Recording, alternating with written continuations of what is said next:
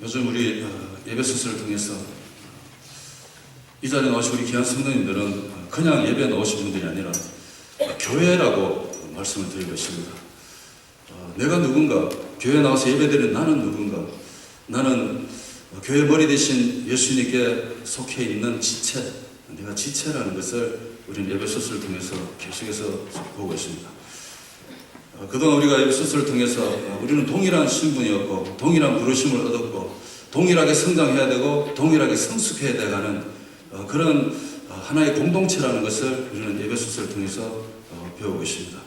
그래서 주 안에서 하나 되어 한 성전이 되어가는 그러한 삶의 모습이 바로 오늘 이 자리에 나오신 우리 성도님들의 동일한 모습이 되어야 되는 줄로 믿습니다, 여러분. 한 사람만 성장하고 한 사람 성장 안 하고 이게 아닙니다. 모두가 다 동일하게 하나님께서 오늘도 하나님의 백성으로 부르셨고 하나님 나라의 참으로 상속자로서 하나님의 그 은혜를 다 동일하게 누릴 수 있는 자격으로 오늘 우리는 이 자리에 나와서 예배를 드리고 있는 줄로 믿으시기 바랍니다. 그래서 오늘 계속해서 우리 모두가 다 함께 받은 동일한 새 사람이다 라는 것입니다. 누구는 옛 사람이고 누구는 새 사람, 이게 아니라 동일하게 모두가 다 새 사람이라는 것을 이 아침에 다시 한번 기억하시길 간절히 소원합니다. 그래서 오늘 이 새 사람이 누군가에 대해서 같이 한번 은혜를 나누길 원하는데요. 이 1970년 후반 때부터 미국에서 보여지는 현상 중에 하나가 뭔가 하면 청년이 되고 어른이 되는데도 불구하고 이 사회에 적응이 잘 안 되는 사람들이 많이 등장하기 시작했습니다. 사회에 적응이 되지 않다 보니까 어른이 되고 청년이 되면 나름대로 이 사회에 대한 책임도 갖고 살아야 되는데 그 책임감도 갖기 싫고 어떤 부담도 갖기 싫고 그냥 이 사회에서 동떨어져서 이렇게 살아가는 그런 사람들이 등장했습니다. 심리학자들이 그 사람들을 보고 하나의 증후군이라고 말했는데 그게 바로 피터팬 증후군이라 이렇게 말했습니다. 어른이 되고 청년이 되었는데도 불구하고 여전히 그 동화에 나오는 피터팬처럼 그렇게 어린이 같은 심정으로 살아가기를 원하는 그런 사람들이 많이 이 사회에 등장했다는 것입니다. 이런 피터팬 증후군의 일종의 하나로 또 하나의 단어가 생겨나는데요. 이 미국 땅에서 생겨난 단어가 뭔가 봤더니 키츠와 어덜트를 붙여서 키덜트라는 단어가 생겨났습니다. 키덜트, 말 그대로입니다. 키츠와 어덜트. 키츠가 자라서 어덜트가 됐는데도 여전히 이 어린이와 같은 이 모습을 갖고 살아가는 사람들이 있다는 것입니다. 어른이 되면 마땅히 어른이 되면 어른으로서의 삶을 살아야 되는데 여전히 어린아이와 같은 그런 삶을 살아가는 사람들고 키덜트 세대다 아니면 키덜트 증후군에 빠졌다 이렇게 이야기하는 것입니다.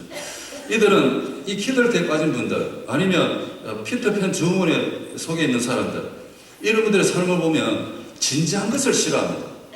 그리고 좀 깊은 것을 싫어합니다. 좀 무거운 것을 싫어합니다.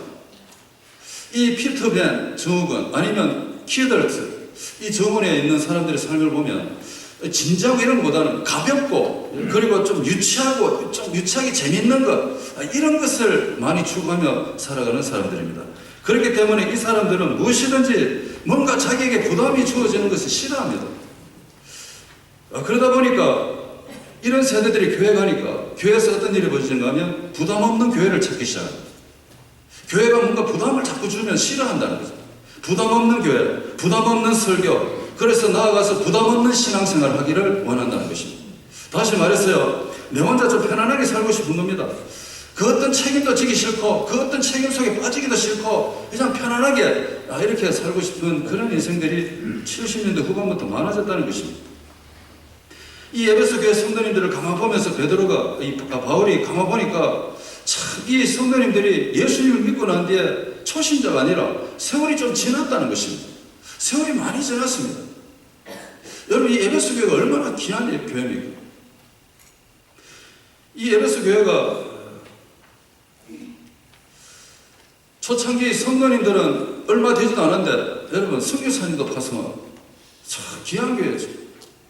그래서 세월이 많이 지났는데도 그러면 정말 이런 귀한 교회가 더 잘 자라서 더 성숙해서 하나님 보시기에 참 위대한 모습으로 자라가야 되는데 이 바울이 로마 감옥 안에서 편지를 쓸 때 이 에베소 교회의 소식을 들어보니까 참 믿음의 세월은 많이 지났는데도 불구하고 여전히 이 키덜트 아니면 피터팬 증후군에 빠져있는 그런 성도들이 보이더라는 것입니다. 부담 갖기 싫고 그냥 정말 예배만 나가서 예배만 드리고 싶고 이런 거죠. 그래서 편지를 쓰는 거죠. 그리스도의 장성한 분량에 이르기까지 자라가라 이렇게 말했습니다. 때가 되면 선생님이 되어야 될 텐데 여전히 어린아이의 자리에서 머물러서 있는 그 교회의 모습을 보면서 교회는 그런 것이 아니다. 교회는 그냥 머물러 있는 것이 아니라 교회가 어떤 것인가 하면 교회는 계속해서 그리스도의 장성한 분량에 이르기까지 계속해서 영적으로 자라가는 것이 교회다. 그들이 모인 것이 바로 교회다 이렇게 말하는 것입니다.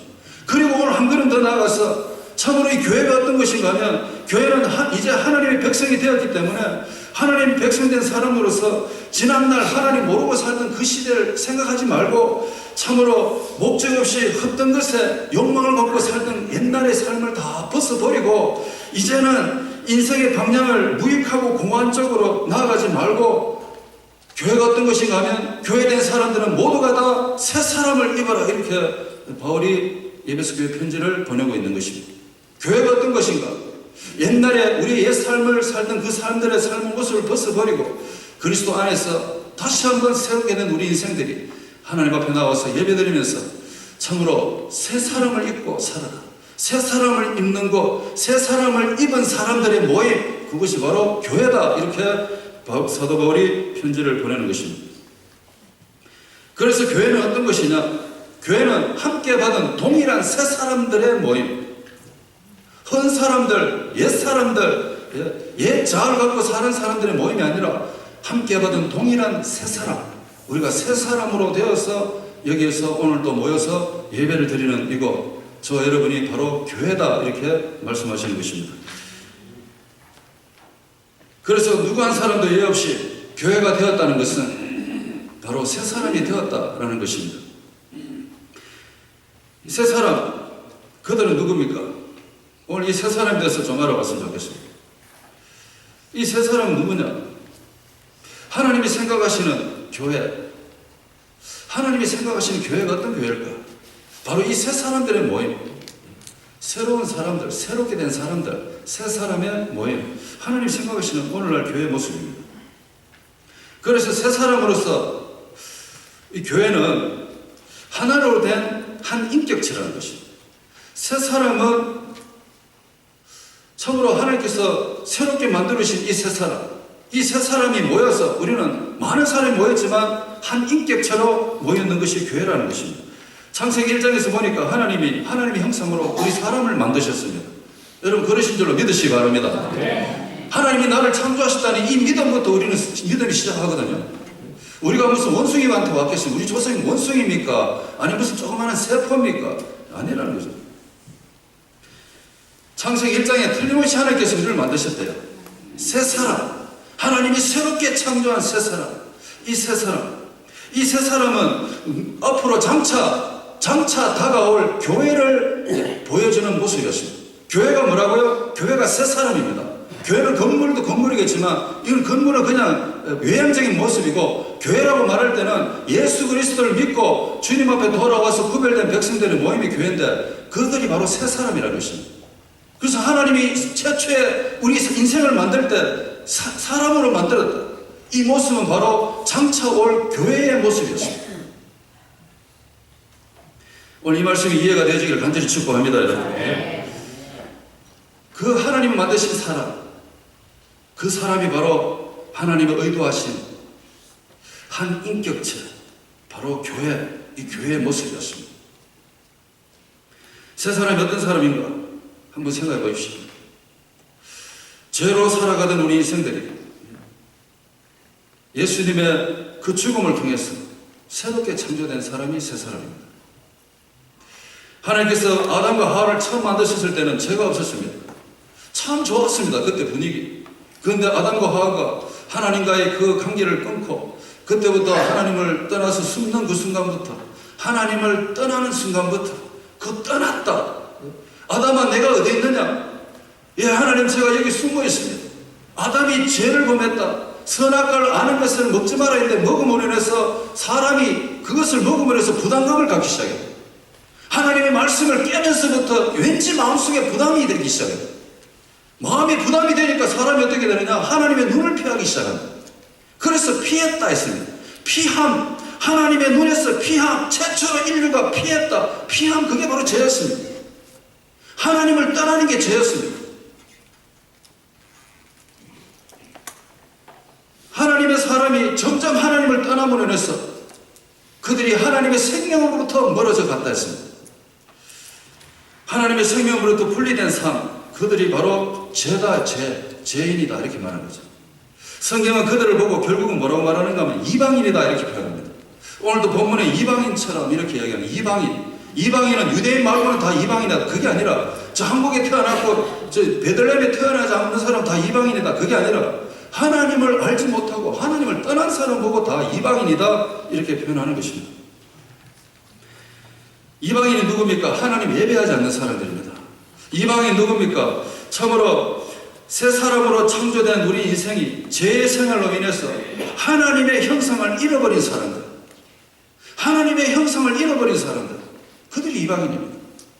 그 이방인을 보고 또 다른 말로 표현하는 것을 옛사람으로 표현합니다.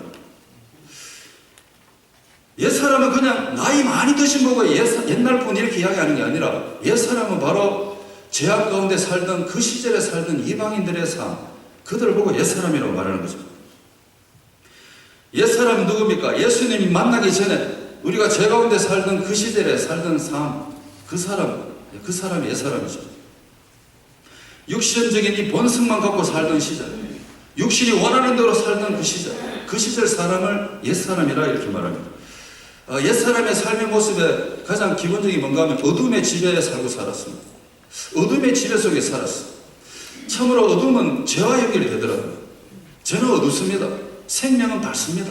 그래서 예수님을 빛 대신 예수님이라고 말했습니다.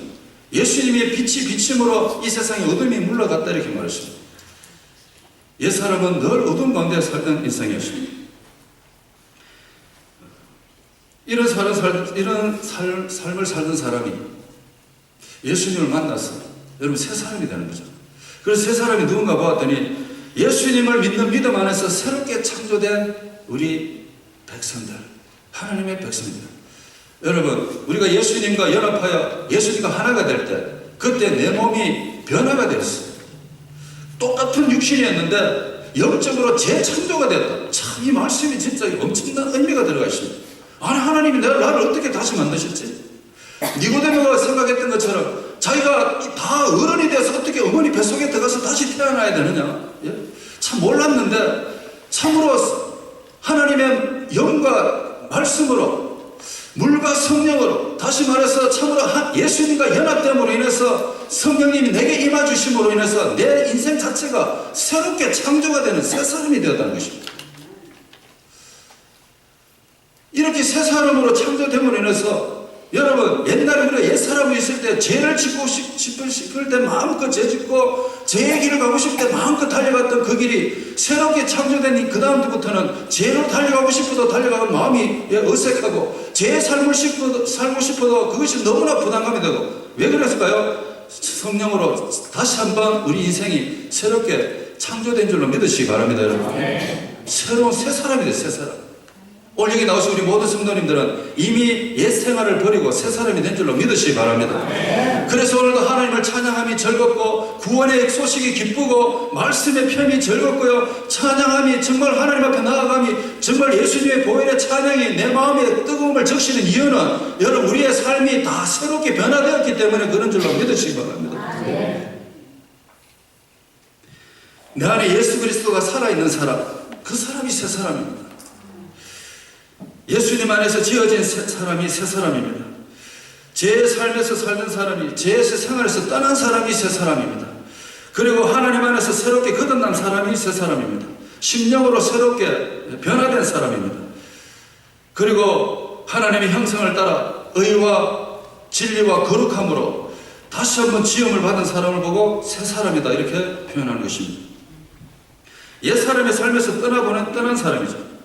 더 이상 옛사람의 삶의 방식이 내한테 맞지 않는 사람들이죠. 오히려 옛사람의 삶을 사는 사람을 보면은 막 예수님 전해주고 싶은 사람들이 있습니다. 새 사람입니다. 마지막 때 하나님께서 교회를 회복시키기 원하시는데요. 이 교회의 회복이 바로 새 사람으로의 회복이라는 것입니다. 그 어떤 심령이, 그 어떤 영혼이 교회 안에 돌았다 할지라도 이 예배당 문을 열고 들어오면 모든 사람이 그 죄의 삶에서 떠나서 다시 한번 성령으로 예수님과 연합함으로 재창조되어지는 정말 그런 새 사람이 되는 그 일을 오늘날 이 교회가 감당하라고 하나님께서 이 유형적인 교회 그리고 실질적인 우리들의 모임 이 교회로 하나님께서 우리를 불러주신 줄로 믿으시기 바랍니다. 여러분.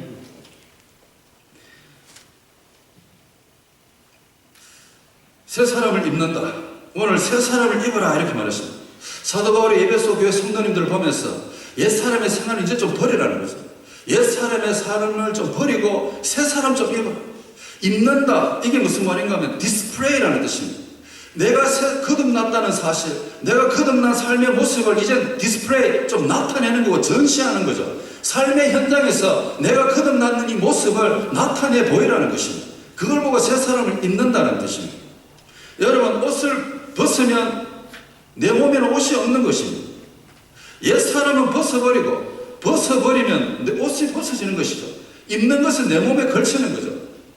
옛 사람은 벗어버리고 새 사람은 입어라. 다시 말해서 이렇게 아름다운 옷을 입고 참으로 나타내 보이잖아요. 사람의 모습을 볼 때 이쁜 옷 입었다, 정말 좋은 옷 입었다, 디스플레이 하는 거잖아요. 새 사람을 입는 것도 마찬가지입니다. 예수 그리스도 안에서 거듭난 인생, 참으로 삶의 현장에서 내가 거듭났는 다시 한번 죄 가운데 살다가 죽음의 길을 가다가 예수님 만나서 다시 한번 새롭게 된 사람으로서 나타나는 거죠. 나타내는 것. 새 사람을 입는 것입니다. 에베소 교회 성도들에게 성도님들이시여 예수님을 만나서 믿음의 길을 달려왔으면 이제는 새 사람의 삶을 사십시오. 이렇게 바울이 편지를 보내고 있는 것입니다. 오늘날 교회에 향하신 하나님의 말씀인 줄로 믿으시기 바랍니다. 여러분. 우리가 지금 진정으로 예수님을 만나서 옛 사람에서 벗어나서 새 사람을 입었다면 우리는 삶의 현장에서 여러분 새 사람의 삶을 우리는 살아가야 되는 줄로 믿습니다. 여러분. 새 사람 되기 위해서 우리가 어떻게 해야 될까요? 오늘 본문에 보니까 허망한 삶에서 벗어나라고 말씀하십니다. 허망한 게 뭔가? 허망한 것은 보면 이 말입니다. 희망이 없다는 뜻이죠. 그리고 너무 복잡다는 뜻입니다. 희망이 없이 복잡하게 살아가는 걸 보고 허망하다는 것입니다. 여러분 인생을 보면 그렇습니다. 아무런 희망도 없이 삶에 막 엉켜가지고 복잡하게 살아가는 인생 정말 많습니다. 그들을 보고 허망한 삶이다 이렇게 성경은 말하고 있습니다. 소망이 없으니까 인생이 정리가 안 되는 거죠. 내일에 대한 기대가 없으니까 오늘 너무 복잡한 겁니다. 그러니까 삶이 무모하고 텅 비어 있는 것 같고 참으로 뭐 목적도 없는 것 같고 초점도 없는 것 같고 정말 인생 자체가 뭐 허무한 것 같고 설모도 없는 것 같고 이렇게 살아가는 거고 허망한 인생을 산다는 거죠. 이 허망한 인생을 이렇게 허망하게 인도하는 이유가 있더라고요. 우리를 왜 이렇게 허망한 인생으로 이끌어가는가? 그게 바로 유혹의 욕심이라는 유혹의 욕심. 유혹의 욕심이 우리 인생을 허망한 곳으로 이끌어간다는 것입니다. 너희는 유혹의 욕심을 따라 썩어져가는 구습을 쫓는 옛사람을 벗어버리라. 유혹의 욕심. 참 어떻게 하면 이거 진짜 이 본능적인 이 유혹의 욕심 여기서 우리가 벗어날 수 있겠습니다. 유혹한다는 것은 유혹이라는 것은 말씀 그대로 하나님 말씀 따라 살아갈 때 방해하는 여러 가지 방해가 있어. 어둠의 세력의 방해. 그게 유혹입니다. 하나님 말씀대로 살려고 하면 잘 안 되게 만드는 것입니다. 기도 한번 하려고 하면 자꾸 바쁘게 만들고 하나님 말씀 좀 묵상하려고 하면 자꾸 엉뚱한 걱정 생기고 유혹이죠. 유혹. 하나님 말씀 살지 못하게 만드는 어두움의 세력들.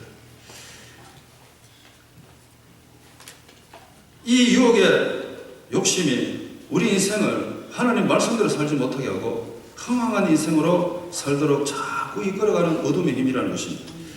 그래서 유혹과 욕심은 항상 같이 갑니다. 17절에 보니까 이방인의 그 마음에 허망한 것으로 행함같이 너희는 행하지 말라 이렇게 말합니다. 이방인들이 누구라고요? 하나님 떠난 사람들. 그들의 삶을 보면 늘 이렇게 어둠의 힘에 이끌려 살아가는 거죠. 그래서 사람들이 그 유혹을 따라서 살아갑니다. 우리가 어디에 욕심을 내는가에 따라서 인생의 방향이 바뀌죠. 죄에 욕심 내면 죄의 사망은 뭐라고? 죄의 결과는 뭡니까? 죄의 결과는 사망이라십니다. 자꾸 죄의 욕심을 내면 그 인생의 결론은 사망이고, 여러분 성령의 충만함의 유혹을 한번 받아봤습니까? 성령의 충만함의 욕심을 내면 그 사람의 삶은 성령의 열매를 나타내며 사는 그런 인생을 살게 되는 거죠.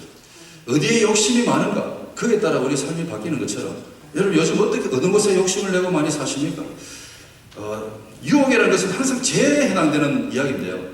이 성령의 유혹을 한번 받아봤으면 좋겠습니다. 성령 충만함의 유혹, 거룩함에 대한 유혹. 야, 정말 하나님 성령의 충만함 어떻게 될까요? 거룩함은 어떻게 될까요? 자, 거룩함에 대한 욕심, 성령의 충만함에 대한 욕심. 야, 이런 이 성령의 거룩함의 유혹을 좀 받았어. 야, 그 유혹에 좀 빨려 들어가서 그 유혹대로 한번 살아보는, 그래서 거룩하게 살고 성령에 충만하게 살고, 정말 우리가 죄의 유혹을 받으면 막 즐겁게 뛰어가잖아요. 잠에서 보니까 그렇더라고요. 죄의 유혹 받으면 막 빠른 길로 뛰어간대. 그러나 성령의 유혹을 받으면 빠른 길로 뛰어갑니까? 빠른 발걸음으로. 거룩함의 유혹을 받으면 거룩함에 빠른 길 바르게 뛰어가십니까? 우리 본성 자체가 이 유혹에 대한, 이 유혹은 죄에 대한 유혹이라서 우리의 본성 자체가 이 죄에 대한 유혹에는 상당히 빠르게 반응을 하게 되어 있습니다. 그런데 새 사람은 누구십니까?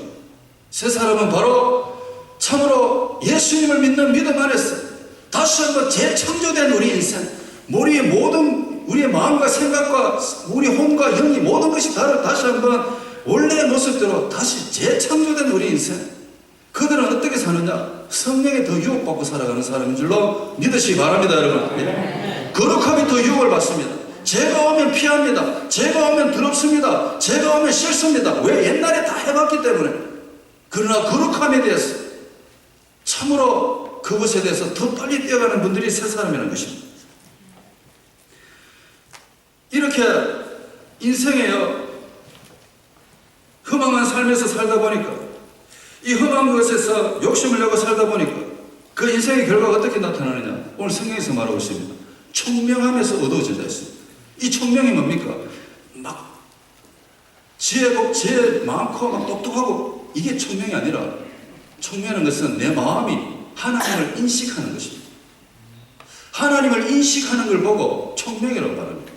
그런데 이 험한 삶에 참으로 이 유혹의 욕심을 따라 살아가다 보니까 이 마음의 총명함이 사라져요.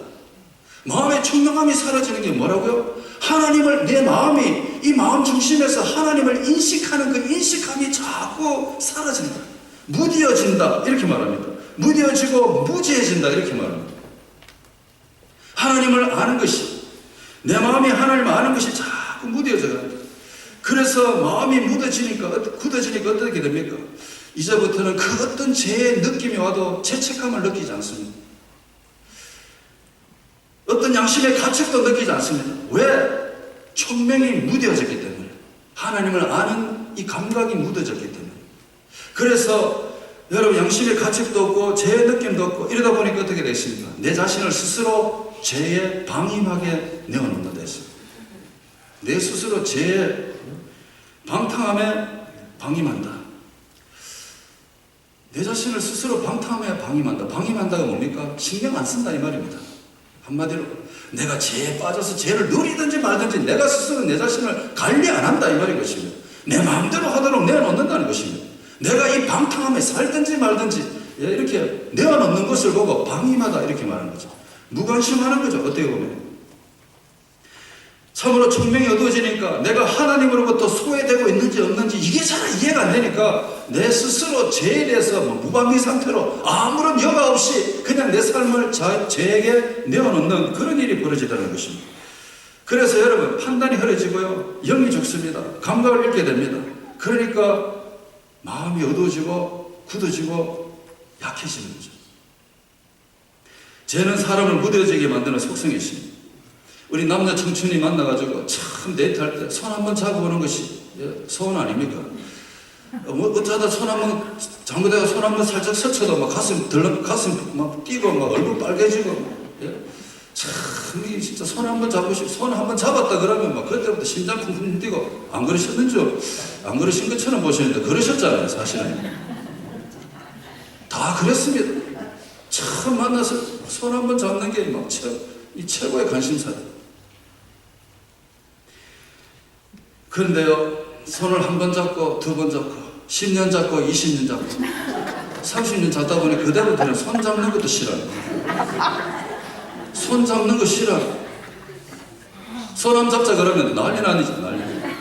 근데 참, 우리 교회 우리 소망 어르신들 보면 손 잡고 가시는 부부의 뒷모습을 보면, 이야, 저분들은 천년 기념물이다. 손 잡는 게 어딨습니까? 손만, 옛날에는 막 첫사랑할 때는 막 손만 스쳐도 막 찌릿찌릿 했는데 찌릿찌릿한 게 어딨습니까? 제가 그렇습니다. 제가 아니고 제가 이 죄라는 게 그렇다니까. 제가 아니고 이 죄라는 게 참 신기합니다. 처음에는요, 죄를 범할 때는 막 두근두근거리죠. 무섭죠. 그렇죠. 근데 참 신기하게 한 번 범하고, 두 번 범하고, 세 번 범하고, 10년 범하고, 20년 범하도 무뎌져 갖고, 참, 이 죄 짓는 것도요, 아무것도 아닙니다. 아무것도 아니라, 이제는. 그래서 하나님의 길이 아닌 그 길을 한두 번 계속 가다 보니까, 이제는 감각도 무뎌져. 그리고 내가 하나님의 생명으로부터 점점점 멀어져 가는 것도 알지 못해. 그러니까 그냥 죄 가운데 내 자신을 내어 던져버리는 것이죠. 하루속히 여러분, 첫사랑을 한번 해보게 보십시오. 정말 새 사람의 은혜를 한번 느끼고 싶으면 첫사랑을 해보십시오. 예수님 생각마다 찌릿찌릿하고, 예수님의 십자가만 바라봐도 막 가슴이 두근두근거리고, 정말 예수님의 그 은혜만 생각해도 막 가슴에 너무 황홀함이 멈춰가지고, 참 그분을 위해서 내가 어떻게 살던가, 참 이런 진짜 아름다운 그 모습들을, 여러분, 그 사람, 그걸 느끼는 사람이 누구냐? 새 사람. 그런 은혜가 있으시길 간절히 축복합니다, 여러분. 새 사람이 되려면요, 이렇게 허망한 삶에서 벗어나야 돼요. 허망한 삶에서 벗어나려면 참 이렇게 첫사랑을 해보게 됩니다. 그리고 새 사람 되려면 옛사람의 습관 벗어버리고 예수님 닮으십시오. 예수님 닮아가야 됩니다. 새 사람은 예수님 닮는 사람이죠. 옛사람의 특징 중에 하나가 뭔가 하면 옛날의 습관을 따라 산다는 것입니다. 구습이 뭡니까? 썩어가는 구습을 쫓는 옛사람을 벗어버리고 썩어가는 구습, 옛날부터 해왔던 방식, 옛날부터 내가 살아왔던 이 생활 방식, 이게 바로 구습입니다. 구습. 과거에 해왔던 그 방식대로 살아가는 그 모습을 그대로 살아가는 걸 보고 구습을 쫓는다는 것입니다. 이 쫓는다, 이 쫓다는 말이 뭔가 하면 결국은 이 습관화된 옛날의 삶의 방식이 점점 더 악화되어서 더 강해지고 더 단단해져서 이제는 뭐 헤어나올 수 없는 상태, 그 상태를 보고 쫓아간다, 이 말인 것입니다. 한두 번 가고 그만 가는 게 아닙니다. 구습을 쫓는다는 것이 더 제약 가운데 빠져드는 모습을 보고 쫓는다, 이 말인 것입니다. 그래서 결국은요, 하나님의 생명으로부터 멀어지게 된다는 것입니다. 이 습관이라는 게 뭡니까? 제2의 천성이라고 이야기합니다. 태어날 때 갖고 온 습관도 있겠지만 살아가면서 만들어진 이 습관이 많습니다. 그래서 우리 인생의 습관은 90%가 태어나서 살아오는 가운데 만들어진 거예요. 이 나쁜 습관은 조그마한 나무가 땅에 심겨있을 때 뽑으면 금방 뽑히듯이, 나쁜 습관 금방 뽑으면 금방 뽑히는데 그냥 놔두면 나무가 뿌리를 내려서 나중에요 뽑을 수가 없습니다. 마찬가지로 습관도 그래야 됩니다. 뽑을 수 없을 정도로, 해결할 수 없을 정도로 그 습관이라는 것이 우리의 삶에 깊이 정착이 되는 것입니다. 옛날 습관 버리기 정말 쉽지 않습니다. 3살 버릇 8까지 간다. 얼마나 습관 버리기가 힘들었으면 3살 버릇이 8까지 가겠습니다. 어떤 사람이 노름에 빠져가지고요, 전 재산을 탕진했습니다. 내가 다시는 화투를 손에 쥐지 않는다. 그래서 오른손 손가락을 잘랐어. 그 사람이 그 다음에 화투를 안 쳤을까요? 나중에 보니까 발가락에 화투 꼽아놓고서 계속해서 노름에 빠졌어요.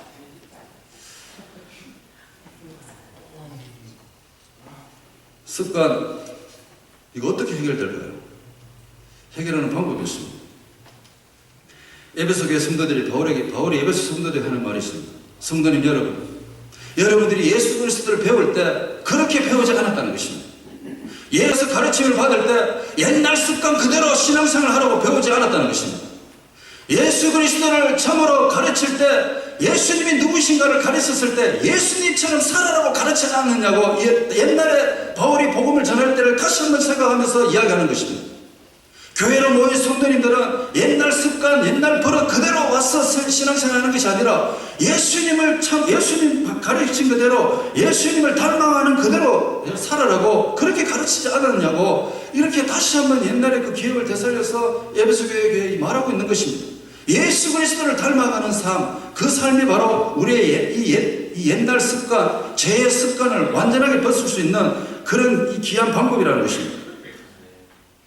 예수님 어떤 삶을 살았습니까? 예수님의 습관은 어떤 삶입니까? 늘 기도하셨죠. 힘들거려도 아침마다 새벽마다 기도하시고, 그리고 참으로 늘 섬기시고, 늘 순종 잘하시고, 늘 감사 잘하시고, 늘 거룩한 옷과 의의 옷을 입으시고, 참으로 그런 순결의 삶을 살아가시고, 예수님의 모습입니다. 예수 그리스도를 가르칠 때, 교회에다가 예수 그리스도를 가르칠 때 예수님이 이런 분으로 가르쳤다는 것입니다. 그렇기 때문에 성도님들도 예수님처럼 닮아가는 삶을 살아야 하는 것이 바로 옛사람을 벗어버리는 방법이라고 성경은 말하고 있는 것입니다.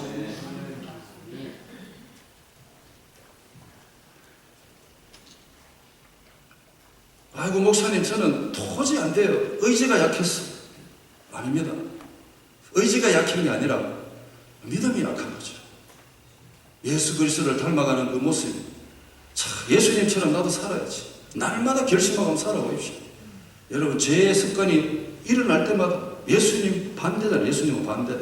예수님이 이렇게 안 하셨는데 이렇게 살아가셨을 것입니다. 그래서 새 사람이 되는 방법은 진짜 험한 삶에서 벗어나서 첫사랑 해보셔야 되고요. 그리고 예수님 닮는 삶을 계속해서 사셔야 돼요. 그리고 심령이 새롭게 되고 새롭게 새 사람이 되기 위해서는 성령님의 도우심을 받으십시오. 성령님의 도우심을 받아야 됩니다. 새 사람은 심령이 새롭게 된 사람입니다. 우리 심령, 이 마음의 중심, 이 심령을 변화시킬 수 있는 분은 성령님밖에 안 계시더라고요. 보니까 여러분 우리의 이 본성, 죄악된 본성을 누가 고칠 수 있겠습니까? 정말로 나의 이 옛날부터 가져온 이 습관, 누가 고칠 수 있겠습니까? 정말로 이 수많은 유혹 가운데서 살아가는 우리 인생을 누가 바른 길로 인도할 수 있겠습니까? 어떻게 그런 길을 갈 수 있겠습니까? 성령이 임하시면 그렇게 되는 줄로 믿습니다, 여러분. 참 신기합니다. 성령님이 내게 임하시면 우리의 삶이 어떻게 되느냐? 참으로 굳어진 마음도 풀어주는 분은 성령님이십니다. 굳어진 그 습관도 풀어주시는 분이 성령님이십니다. 정말로 성령님이 내게 임하시면 나의 옛날의 생활에서 벗어나서 새 삶을 갖도록 힘을 주시는 분도 성령님이십니다.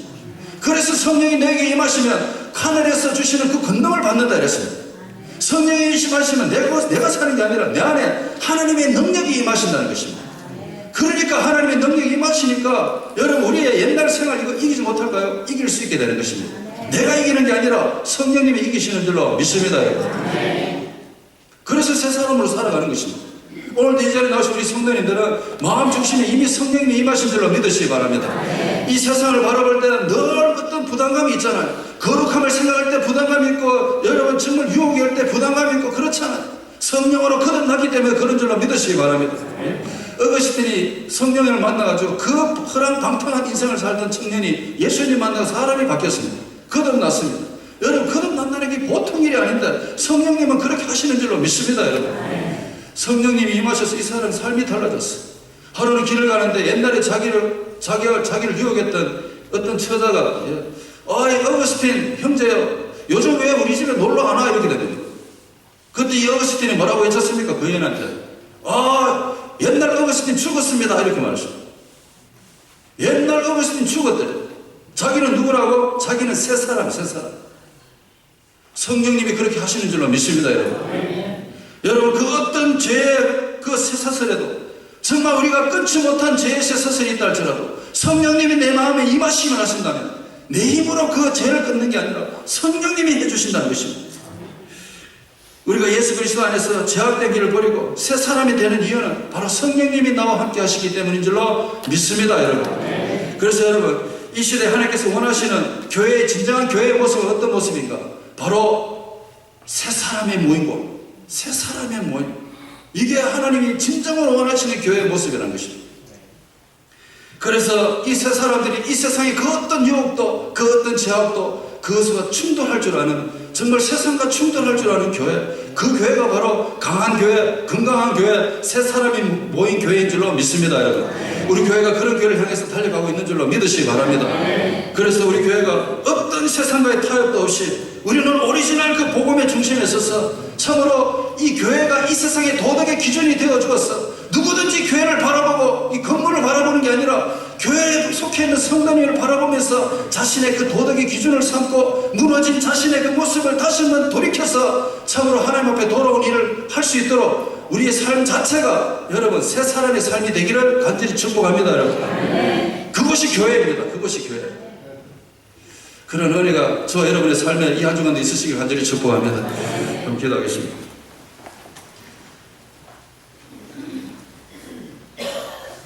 말씀을 생각하면서 한번 기도했으면 좋겠습니다.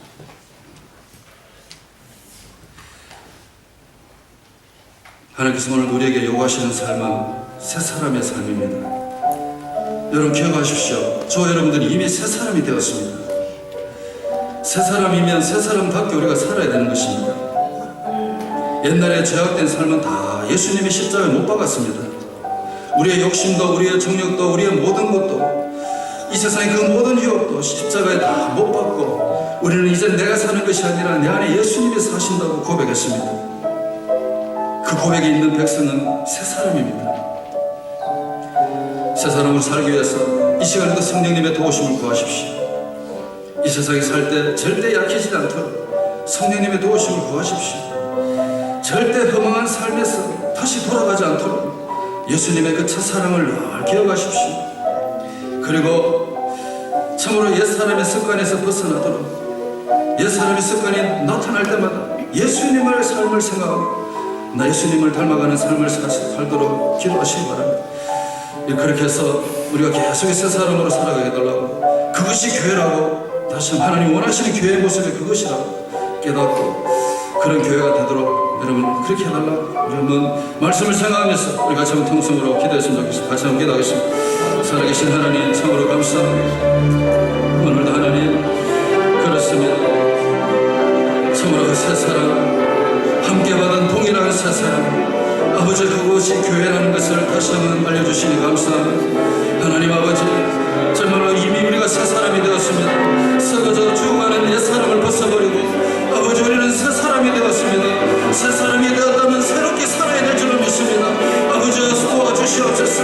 날마다 순간마다 성령님 도와주셔서 성령님의 도우심으로 새롭게 살게 도와주시고 아버지 정말로 날마다 예수님을 닮아가는 삶을 통해서 새 사람의 삶을 살게 도와주시고 그 어떤 썩어져가는 구습을 듣지 말고 험한 삶에서 벗어나서 아버지 하나님여 정말 예수님을 처음한다는 끝의 사랑 속에서 아버지 우리의 새로운 삶을 날마다 살아갈 수 있도록 아버지 도와주시옵소서. 하나님 감사합니다. 하나님 감사합니다. 오늘도 새 사람으로 나와서 교회가 되게 하여 주시니 참으로 감사합니다.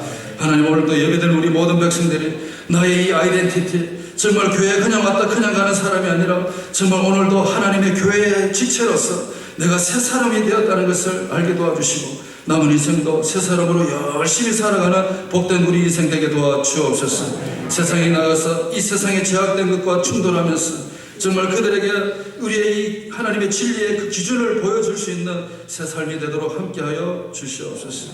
예수님의 이름으로 기도합니다. 아멘.